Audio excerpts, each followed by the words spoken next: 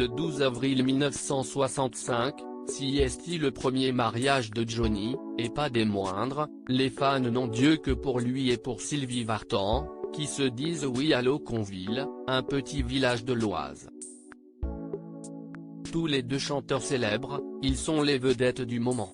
Le 14 août 1966, les deux stars deviennent les parents de David, qui prendra le nom de scène de son père. Johnny et Sylvie sont restés mariés 15 ans et se sont souvent séparés, mais ils divorcent pour de bon le 5 novembre 1980. À peine un an plus tard, Johnny se remarie avec Elisabeth Etienne, le 1er décembre 1981, à Beverly Hills. Une union discrète qui ne fonctionnera pas, ils se séparent le 3 février 1982. Leur mariage n'aura pas duré longtemps mais Johnny en garde un bon souvenir, comme il l'a raconté dans son autobiographie Destroy. Contrairement aux idées reçues, il ne s'est jamais marié avec Nathalie Baye, sa compagne suivante. Ils se sont rencontrés en 1982 et se sont séparés en 1986.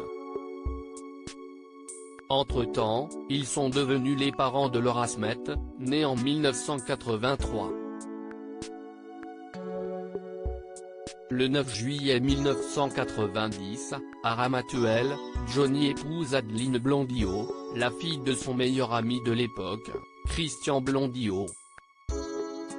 La relation est tumultueuse, ils divorcent en 1992, avant de se remarier en 1994 à Las Vegas, pour finalement divorcer de nouveau en 1995. Vous avez suivi ? Qui a marié Johnny Hallyday et Laetitia Boudou? Laetitia Boudou était elle aussi la fille d'un de ses amis, André Boudou, décidément. Elle a 33 ans de moins que lui, et ils se sont mariés un an seulement après leur rencontre, en 1995. L'info qui nous fait sourire ? CST un ami et admirateur de Johnny Hallyday, un certain Nicolas Sarkozy, qui les a mariés. En effet, le mari de Carla Bruni était alors maire de Neuilly-sur-Seine, et CST lui qui a célébré le dernier mariage du taulier.